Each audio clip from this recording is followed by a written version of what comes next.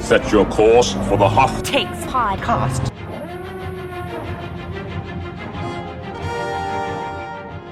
Welcome to Hoth Takes. I'm Eric Geller. And I'm Haley Bird-Wilt. And Grace Seegers could not be with us for this episode, but we do have a special guest. And Haley, I'm going to turn it over to you to introduce him. My friend Chris Estep is joining us. I'm very excited to have Chris on the Hoth Takes podcast. He is, first and foremost, not really though, a 90s kid who played a lot of Star Wars video games, which will be of interest to our listeners today. A long-time Hoth Takes listener, first-time caller. I met him after he inherited my husband's spot in a Capitol Hill row house almost a decade ago.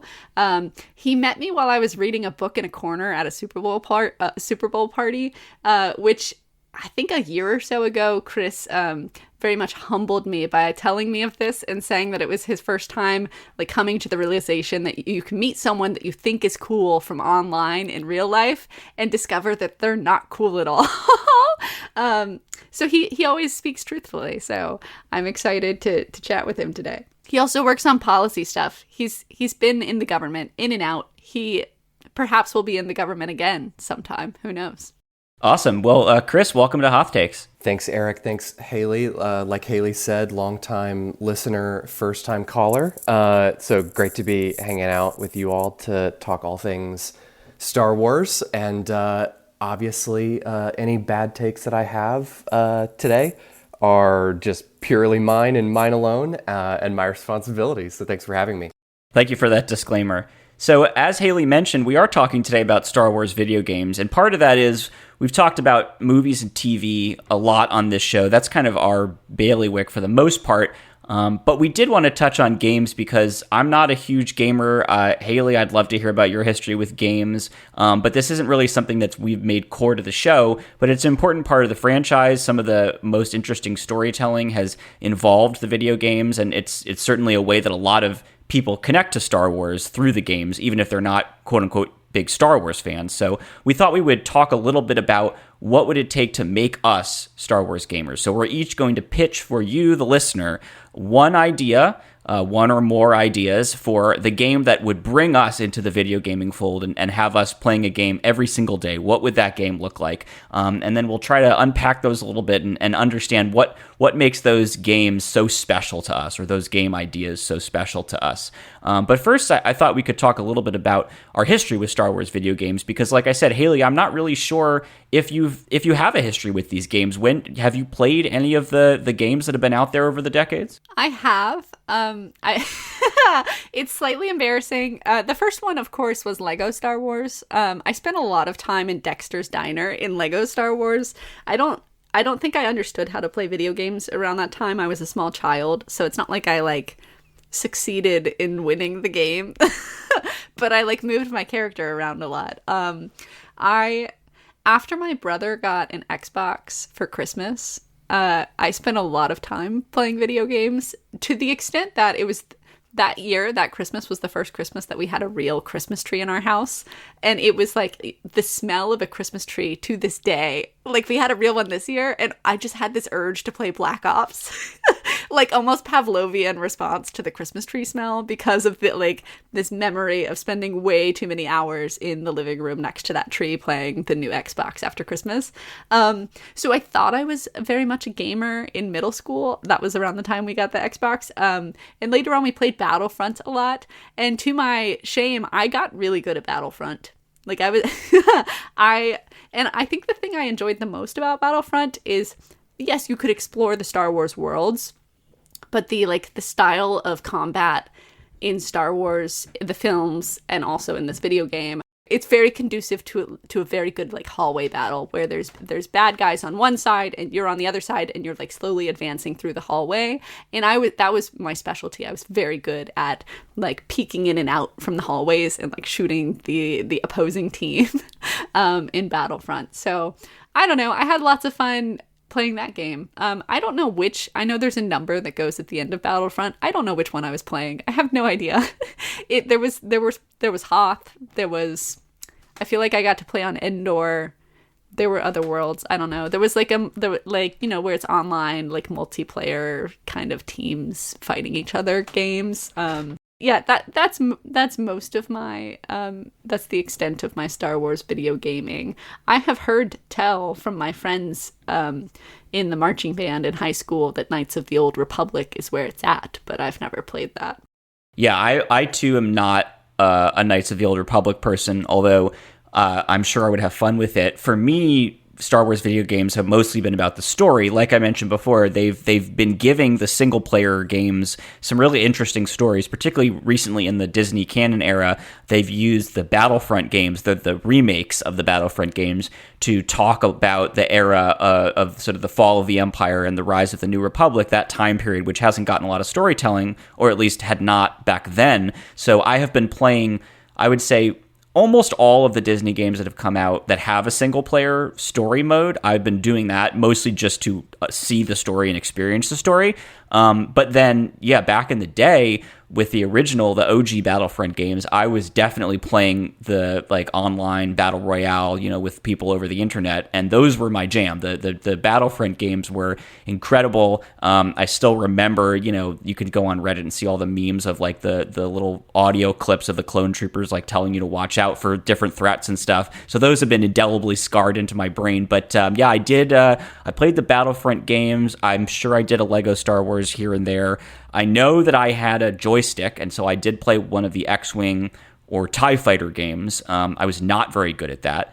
I have a joystick around here somewhere now, so because there was a recent game where it was a similar concept. I forget what it's called. We don't have it in our show notes, but it was another Starfighter type video game, and so I bought another joystick for that and barely used it. But I've always been more into the story that they tell through these games, and they haven't all had stories, so I haven't played a lot of those. But even some of the ones that did have stories, I mean, Knights of the Old Republic, that's a massively multiplayer online role-playing game, MMORPG, and I didn't play that. I think I wasn't interested in games too much when it came out. But, I played Republic Commando. That's another really popular one. I do distinctly remember when I was working a summer job doing IT at my high school, on our lunch breaks, we would network the computers together and do a Jedi Knight multiplayer game. And I don't know how many people were involved, but it was a solid group of us who were sort of doing tech work there over the summer.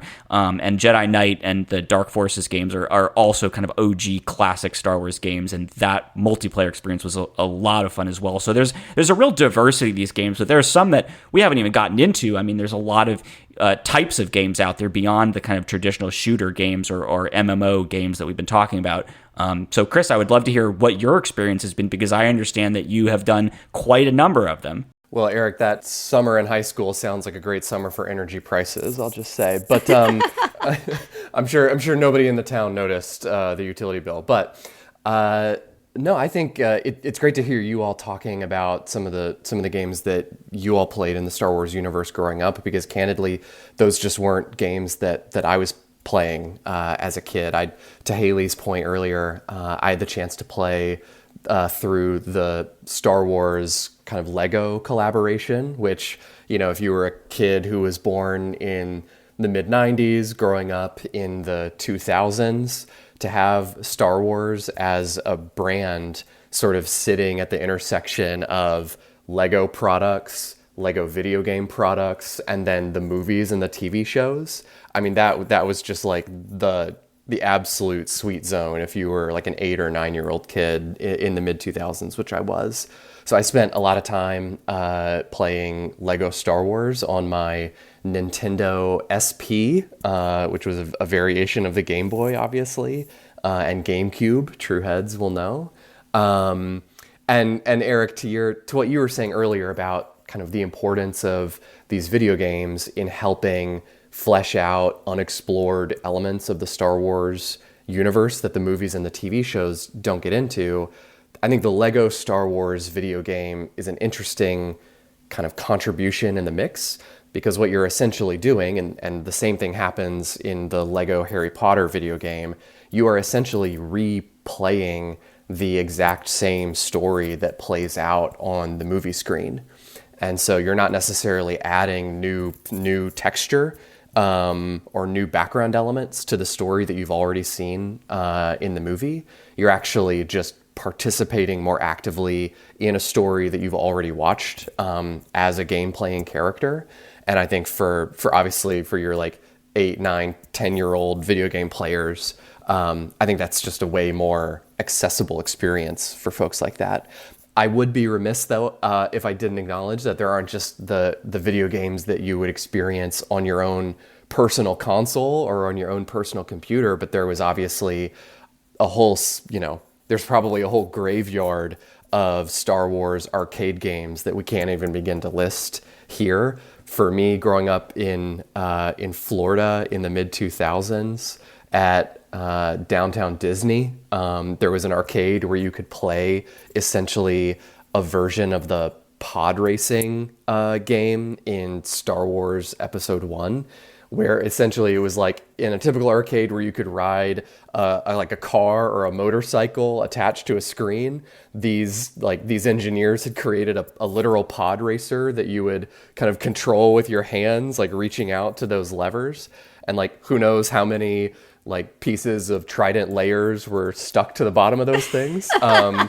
But it was it was also like an important way that kids my age experienced the world of Star Wars games. Wait, you got to climb into a pod racer? Like it was like a full on, they had built a pod racer for you to like to climb into? That's right. So there were, at least from what I remember from, I think probably every third grade birthday party in the Orlando area at a certain time in history was probably at downtown Disney. And essentially, imagine, you're familiar with like the arcades where there's essentially like a plastic motorcycle or a plastic car that's attached to a screen and you control the vehicle. This was that, but with a pod racer, right? With an open top.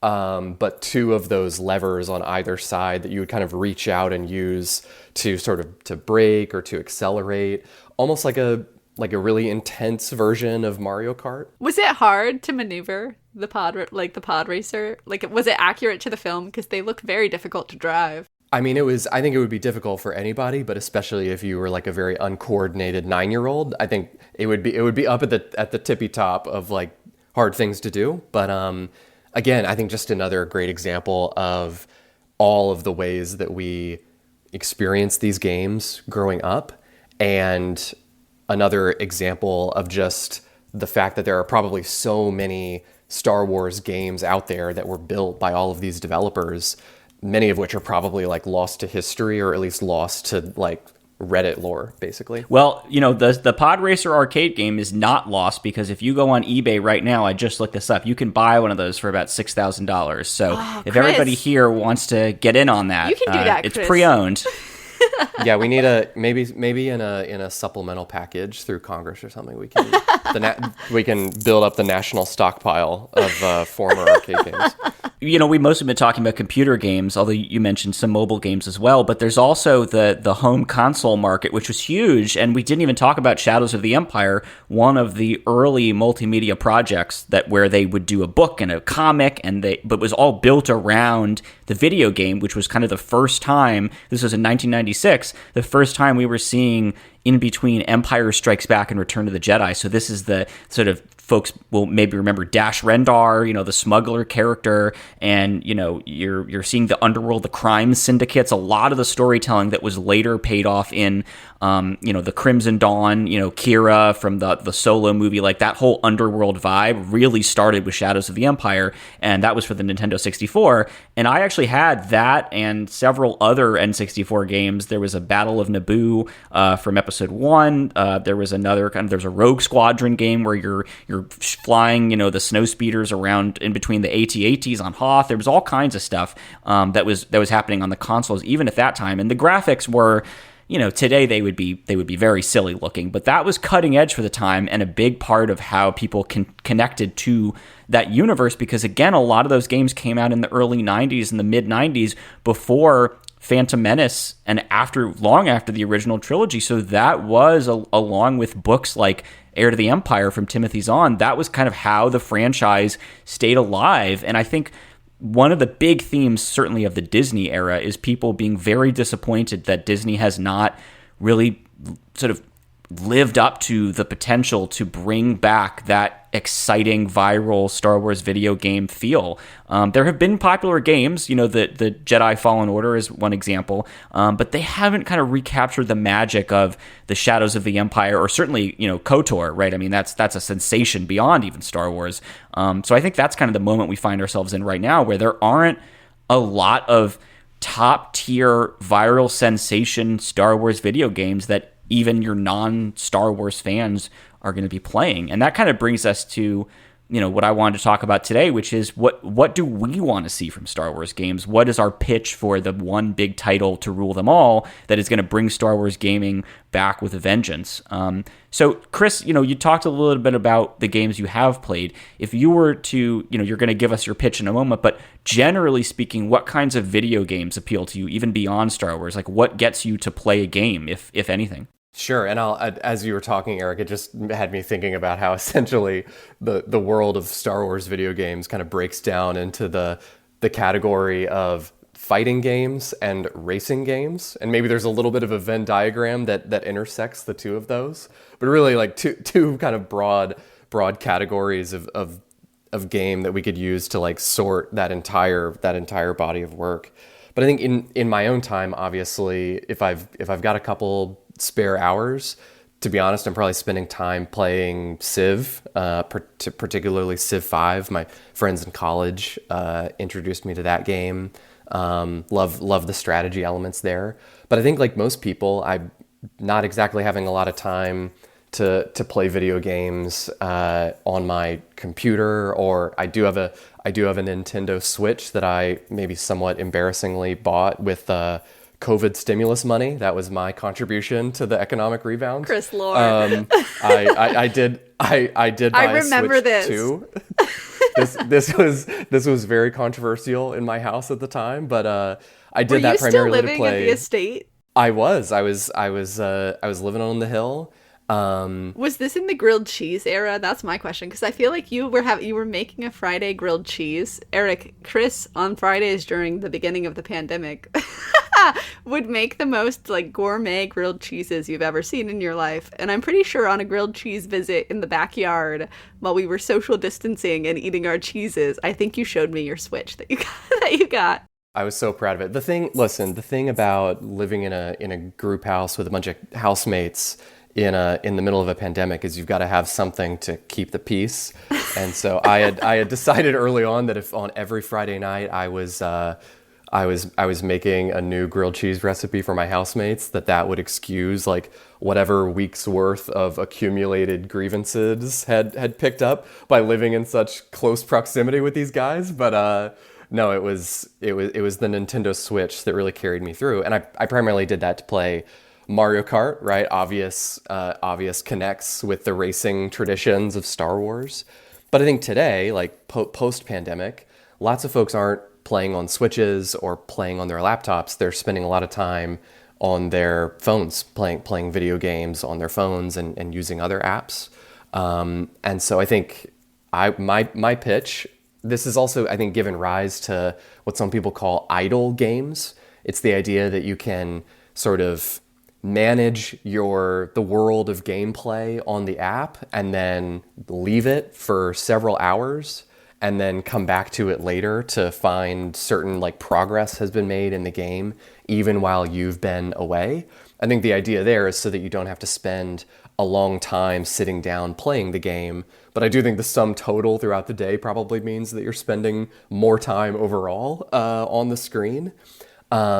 But I think a great example of this genre is a game called Egg Incorporated, where you can essentially run like an egg farm and buy more chickens and build more eggs in that process. And then you can step away from your phone for hours. So I think my pitch in sort of that new world of video game consumption would be built around your stereotypical traditional Star Wars bar cantina locale. You could call it, Cantina Tycoon. And the idea behind the game is that, you're you're maybe on Tatooine, or you're on Coruscant, or maybe you're starting on Tatooine and you're trying to get to Coruscant. And you can be the proprietor of a local establishment, maybe of disrepute, right? Because it is Star Wars on Tatooine. And you're essentially making improvements or upgrades to your restaurant or to your bar. You're dealing with customers. Maybe you're putting off some unwanted advances from the Hutt crime family, and over time you're accumulating the revenue to grow your cantina empire in the world of Star Wars. I like that idea in part because it's a little bit of a break from the fighting and the racing games that we've been talking about. I love that idea because the biggest experience that I've had with any gaming recently is I'm doing Duolingo, and when you're on the ad-supported Duolingo, the ads that you get are often for these kinds of idle games, and you know, while you're waiting to skip the ad, it makes you sit there for 30 seconds, and so you kind of either have to play it or just ignore your screen. And so I've definitely found myself doing, you know, the sort of 30-second test outs of these games. One of them is like, you're a woman who's running a farm and you got to collect the eggs and then bring them over to the conveyor belt. There's one where you're a king and you got to build these towers and, you know, shoot at the barbarians who are approaching you, and then you collect their coins and stuff. And this is, honest to goodness, the most experience I've had with gaming recently, because it's just almost every day, you know, you're getting, you know, these or other similar ads, and what can you do but just move around almost aimlessly, mindlessly, waiting for the ad to be skippable and collecting the eggs and building the towers. It is kind of addictive. I understand why these games are so successful, because there's an element of just it requires just enough of your attention that you're doing something, but not so much that you really have to focus on it. You can kind of look away and look back, and it doesn't take too much effort. And so I think that is a really compelling space for a Star Wars game that plays to kind of the lighthearted side of the galaxy. And as you said, it also takes us away from what most of these games have been about, perhaps makes it a little more accessible to younger audiences, people who shouldn't be playing first-person shooters, that kind of thing. So I really like that idea, Chris. And I'm assuming that we would have a cameo from Dexter Jettster himself if this really is going to be a bar, restaurant, or cantina themed game. That's right. I think there's an idea there as you're sort of upgrading through the levels, maybe, that you start in a place like Tatooine, very desolate, not a ton of customers, a lot of danger. Maybe you upgrade to Dexter's Diner. You serve some Jawa juice there. I think that's the term that the robot uses in episode 2. Or the droid, and then maybe the sort of the culminating bar that you get to operate is the one in Attack of the Clones, where the bounty hunter gets their arm severed by the lightsaber, famously. Oh yeah, that was like an upscale Coruscant nightclub where Obi-Wan and Anakin chase down the bounty hunter. So yeah, it's a good culmination level. Jedi business. Go back to your drinks. Haley, what do you think? Would you play that game? I love the idea. I don't play games very much now because I have small little children and I don't want them to be as addicted to screens as I was growing up. Because as I said, I did play a lot of video games at a certain time in my life. And I don't know if it was necessarily good for me. It was fun though. So I'm not sure if I would. I feel this like sense of guilt whenever my kid is in the room and they like want like necessities of life, like food and water from me, and I'm like looking at my emails. So it's important to keep them fed and watered, from what I understand. Stop, honey, mommy's monitoring the situation. So I want to move away from that kind of lifestyle in which I'm looking at my little screen. So I don't know if my game that I would pitch would be a phone game, even though I think it's good for certain people in certain periods of their life to have that kind of like activity available to them. So I'm not saying your game should not exist, Chris. I'm just saying it's not for me at this point in my life. But I do like think, and this is not creative at all, but I do think there's like, the future we were promised is a future in which there's like holographic things like floating up in from the technology, and like the game that Chewie is playing on the ship where he's like controlling the little monsters and they're like fighting each other. Do we know what that game is called? Because I think at this point in society, we should be able to manufacture that little, like, a base of a, like, monster chess Star Wars game for people to play in real life. So Haley, I was literally trying to look this up before we recorded today, and I believe that the game is called Dejaric. I'm sure there's like analog versions of it, like a Dejaric chessboard you can buy. I'm certain that exists. I do have to say, when I went on the Galactic Star Cruiser hotel, in the lounge area, they have 2 holochess tables that you could play. And they do use these like kind of cool effects to make it look holographic. Obviously, the hotel is closed, so I would love to know, if you work at Disney parks, what happened to those holochess tables. But yes, there's photos of me playing the holochess game, and I will say I did pretty well for myself, and it's not hard to learn. And yes, it was cool. Obviously not actual holograms, so it's not the same thing, but it was as close, I think, as they can get with like standard commercial technology today, and it was pretty fun. I see that I've done a Google search, and I see there's tons of versions of this with like little plastic figures. I just think we need to like make a societal leap forward to the point where it looks like it did in the movie. That's my opinion. So you're pushing for technology that will allow us to display holograms, but not for like life-saving medical purposes or like solving wars, just so that we can have come together, Eric. Sometimes they discover something good for society, and it enables something like a holo chess set. I will say this is probably Haley's version of the Apollo mission, right?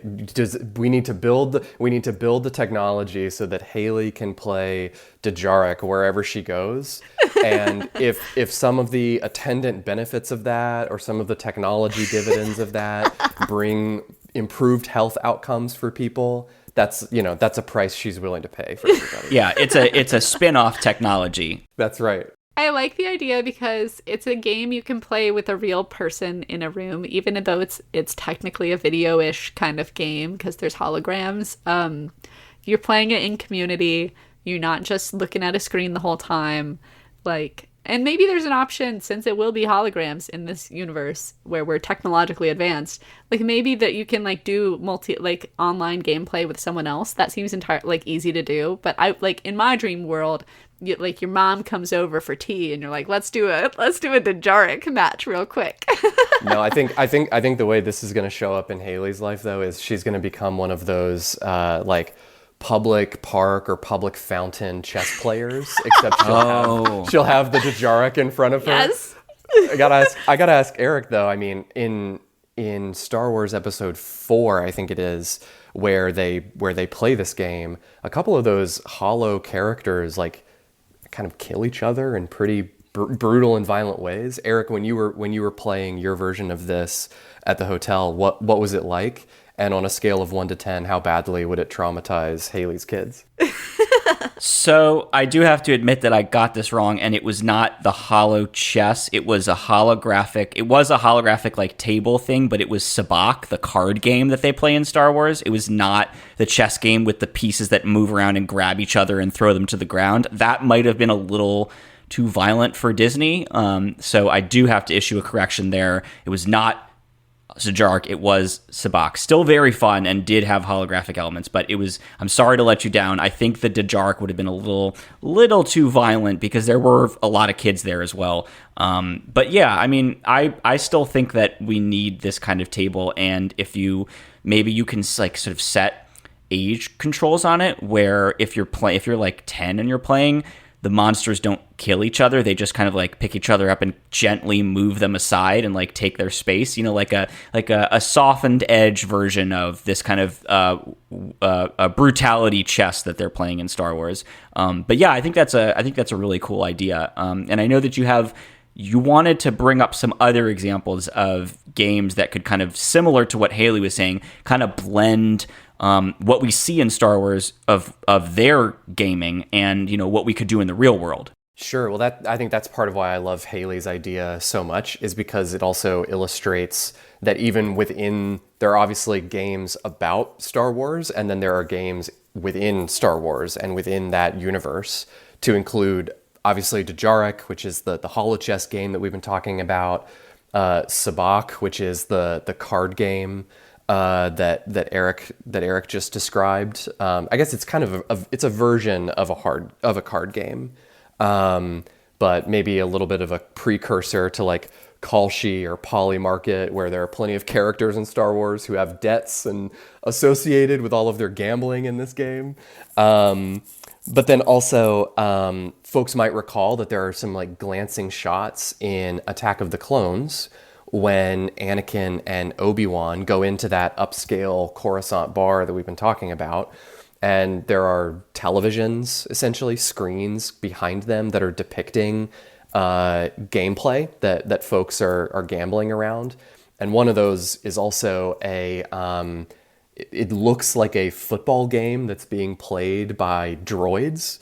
So I think you could also, to draw from Haley's original example, you could also imagine like a Madden style game that draws on the game that you see in episode 2. So I think there's a lot to play with there, and that's why I think Haley's idea is so cool. And I like the idea of building a team, much like in like the Madden games where you pick players based on their actual real world stats.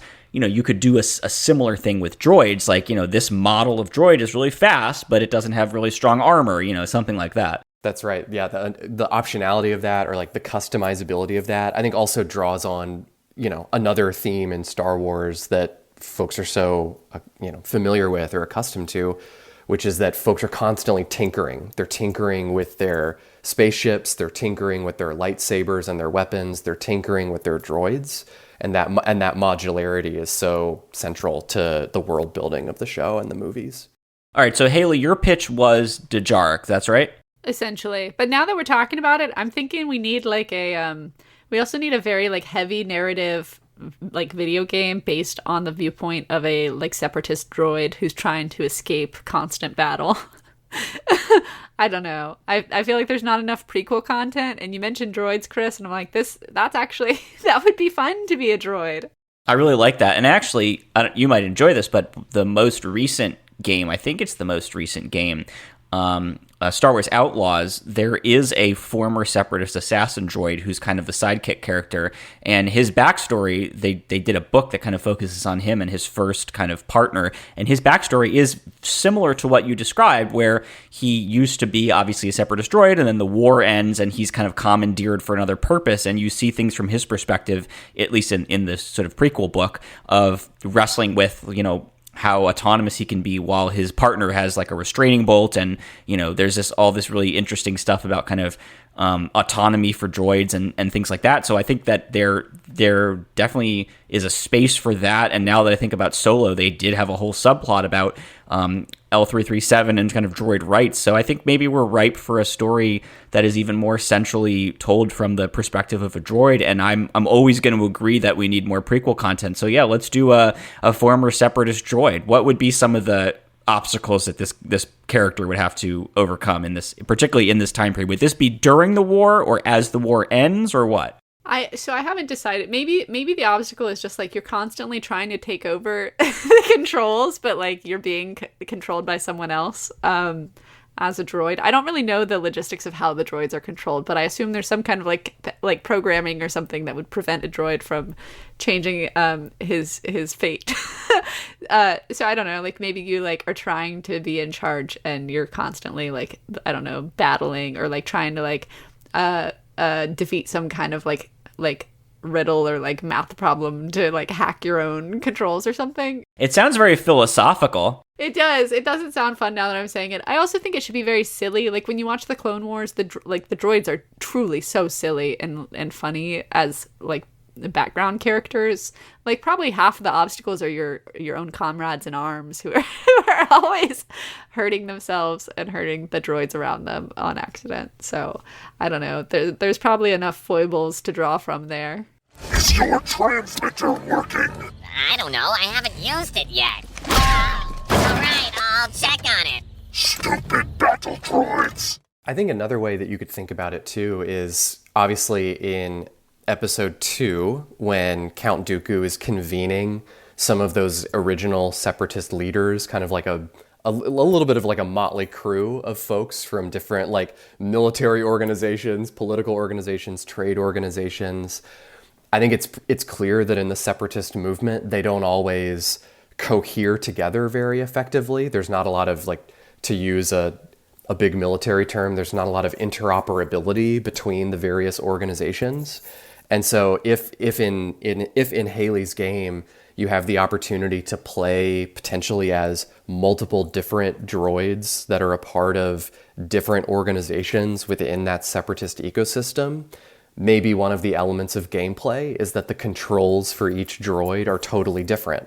And so every time you're having to play, maybe one day you're a Trade Federation droid, and maybe the next day you're a Banking Clan droid, and the joysticks and the buttons are all doing completely different things in a way that captures the fragmented nature of the separatist movement, which is finally getting its due on Instagram Reels and in other content like that today. Wait, tell us more about the Instagram Reels about. So I don't know what Instagram has learned about me, but there was a brief time when I was being fed unironic propaganda supporting the Separatist Alliance in Star Wars that was pro-droid, pro-Dooku, and pretty critical of the Republic for its corruption, critical of Palpatine, critical of the Jedi. And it's just hilarious to me that there is like an entirely new subculture of pro-Separatist Alliance content on the internet. And I think Haley's game may not get like broad currency with the fan base, but I think she would have some pretty fired up folks from that subculture. I'm now just like imagining Chris's like Google search history that got him those ads where it's, he's searching Jedi bad, Jedi corrupt, Separatist recruitment center near me, Palpatine lying. That's how Instagram finds him. Eric, what about you? What's your pitch? So Chris, you mentioned Civilization a while ago, the classic turn-based strategy game where you explore the map and build cities and form trade relationships and sometimes conquer other civilizations to win the game. I love Civ. I gotta say, I'm a Civ 3 purist. I don't think it got any better after Civ 3, and I have played Civs 4 and 5. It's just not the same. So what I'd like to see is a Star Wars version of Civilization. They actually did one a number of years ago called Empire at War. They're, I think, only turn-based strategy game so far. Certainly the only one that I can think of on the computer platform.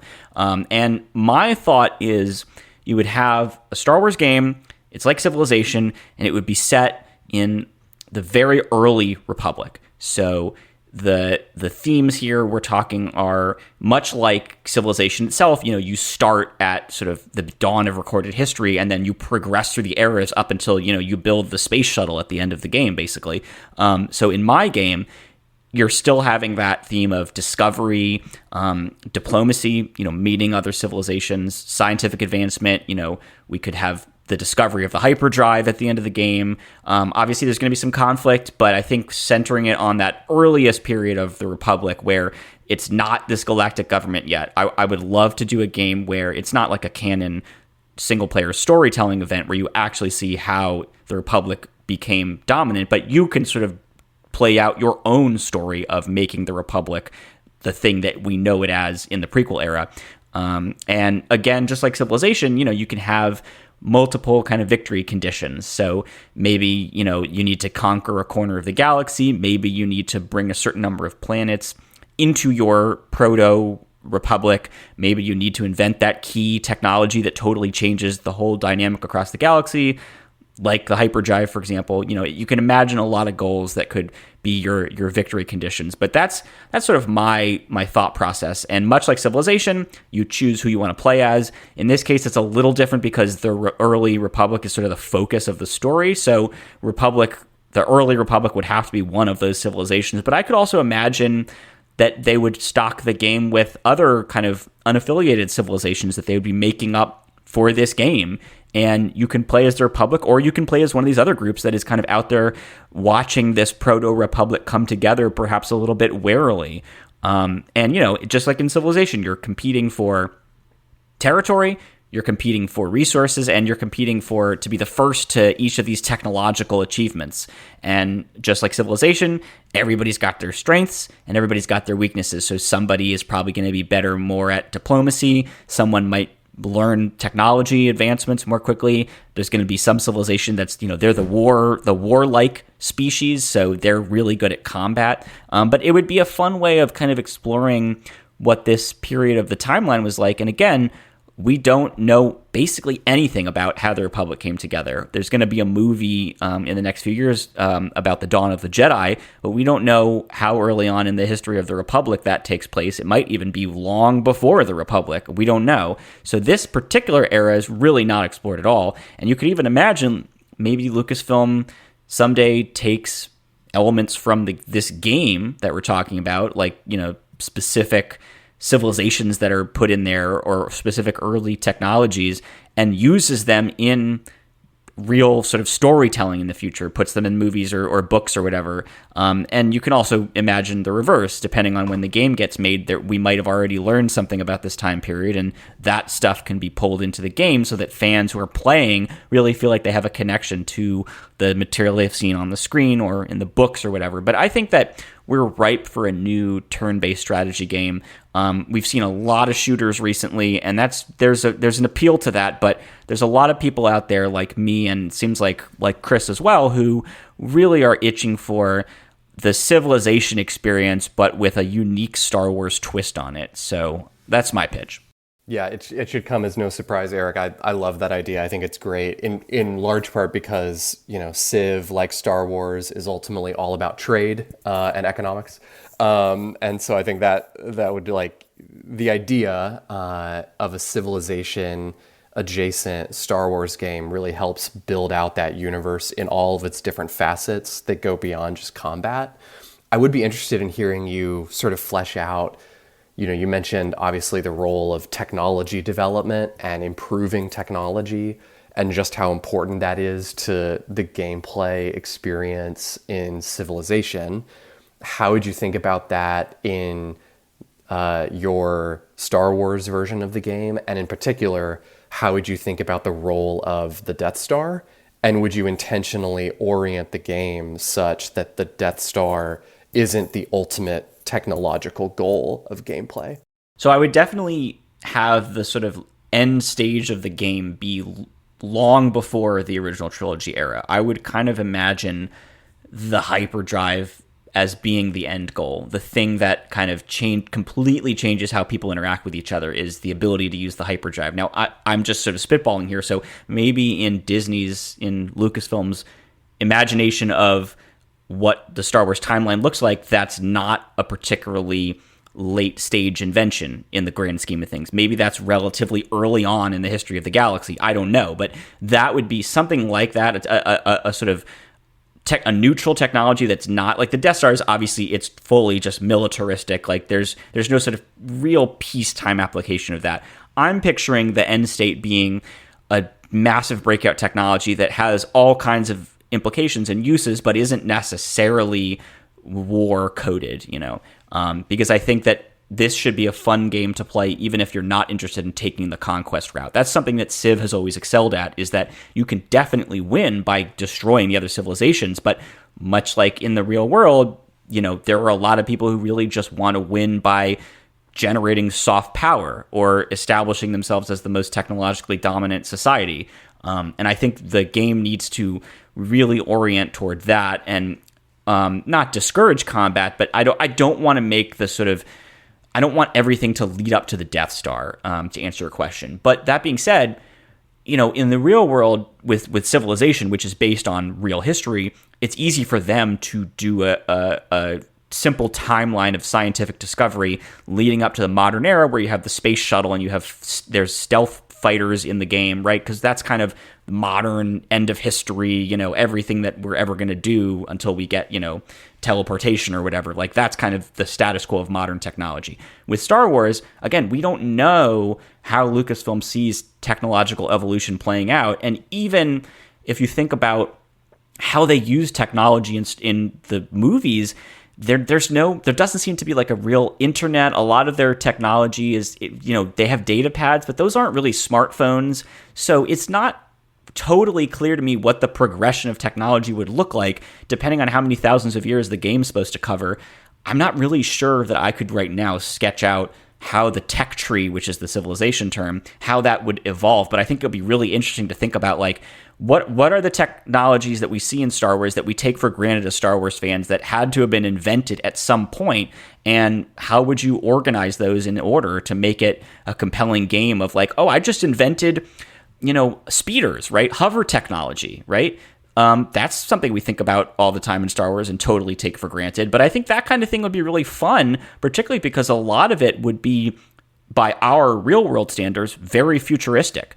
So, treating those futuristic things as almost prehistoric inventions in a Star Wars context would kind of be like an interesting spin on civilization, where everything in that game is we've done it, and in many cases, like the written word and aqueducts, we did it a long time ago. This game could be playing a little bit more with that idea of like old quote unquote technology, but it's futuristic to us. Yeah, I love that, and I love like sort of the world building opportunity that you're describing there, and not just that. I also appreciate that it lends itself, because you're talking about technologies that aren't necessarily just devoted to combat, and because you're talking about a game that's structured around ways to prevail that aren't limited only to military victory.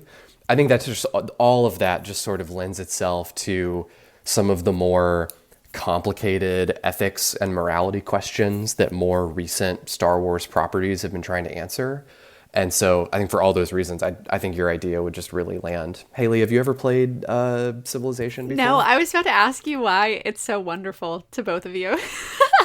Is it on a computer? Can you tell me more? When I was a kid, in high school actually, they gave us iPads, which was not wise, because we would do silly things in Google Documents, like we would message each other in Google Docs where we were supposed to be writing essays and stuff. But we also had this app called like Plague Inc.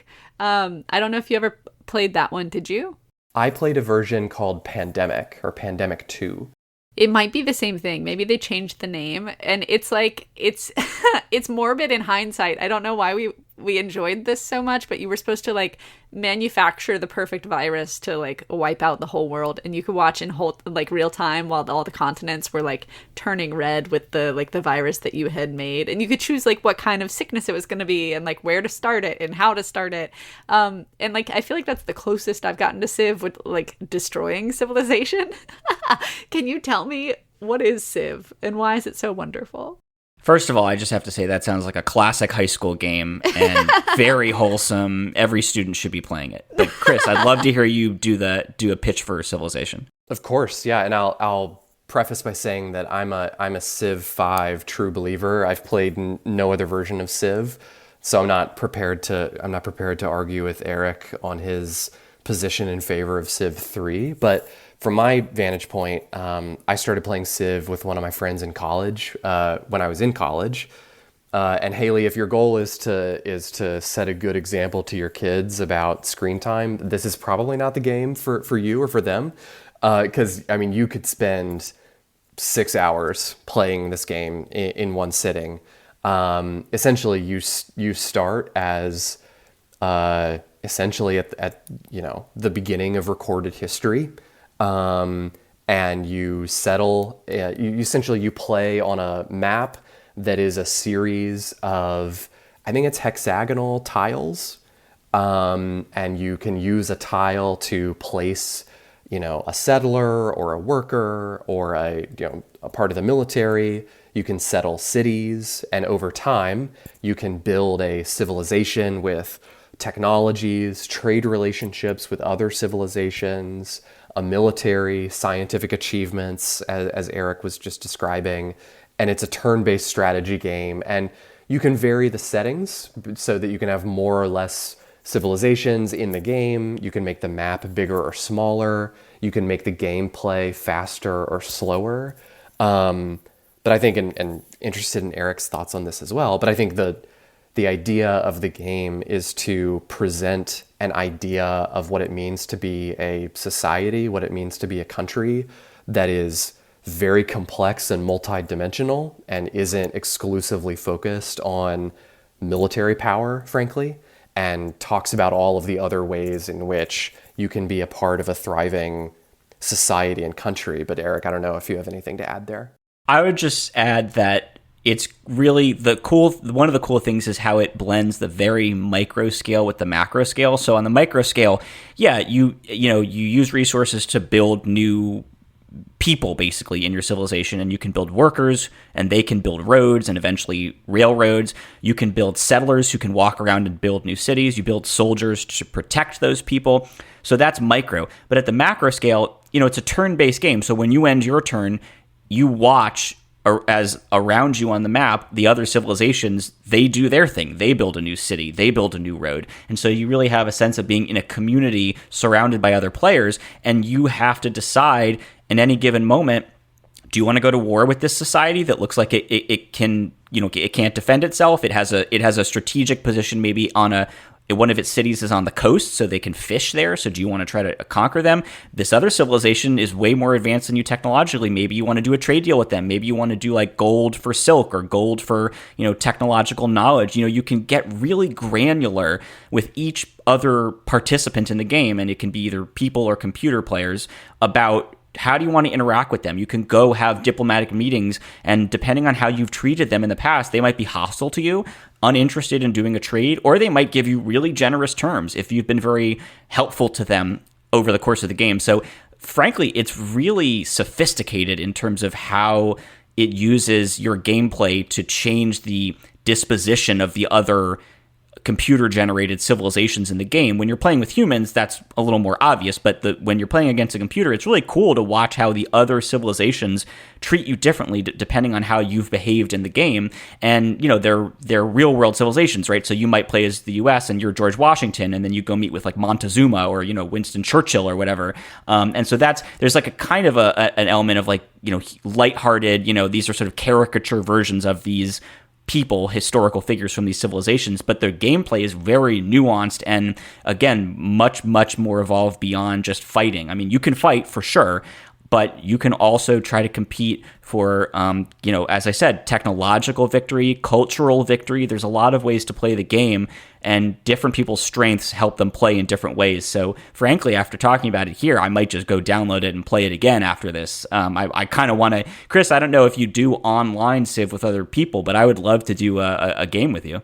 Yeah, no, that would be great. And Haley, that is one of the things that's fun about Civ as well, is you can obviously sit at your computer and you can play against bots at home without an internet connection, but you can also play with other folks. As long as you can align 5 hours of scheduling time together, it should work pretty well.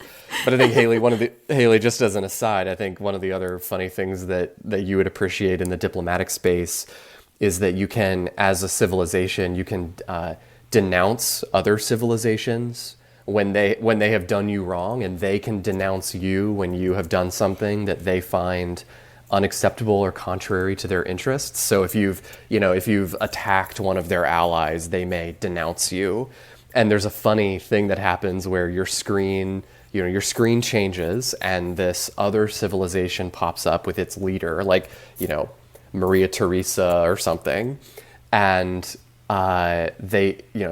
you'll receive an information box that says that, Austria is denouncing you. They're warning other civilizations that you are not to be trusted.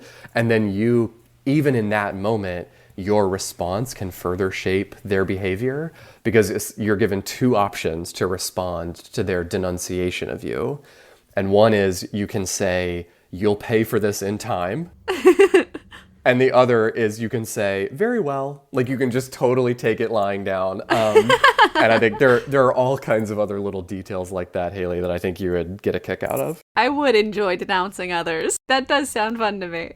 So Haley, would you play my Star Wars Civilization game? I would. I think the biggest sell there, Eric, even though I don't want to spend so much time on a screen, I would like to explore this like prehistory of Star Wars. I think it's fun to offer the masses, the option to dream of new worlds and things that are lost to the mists of time. All right, well, Disney, if you're listening, we've given you several good ideas here for new games that would make you a lot of money. So just call us. We'll be happy to consult with you on any of these games. All right, that's going to do it for this episode. Thank you so much for listening. Chris, thank you so much for joining us on Hoth Takes. Thank you for having me. This was a lot of fun. And if you want to share your thoughts about our episode here or suggest topics for future shows, you can email us at hothtakes@gmail.com, or you can reach out to us on X and Blue Sky. We've got links to our social media profiles in the show notes.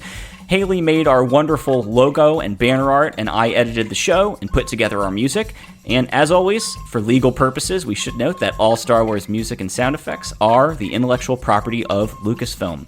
You can find a complete archive of past episodes on our website, hothtakes.wordpress.com. And hey, if you like the show, please share it with a friend. You can find Hoth Takes on all the major podcasting platforms. That includes Apple Podcasts, Amazon Music, and Spotify. We will see you next time. May the Force be with you.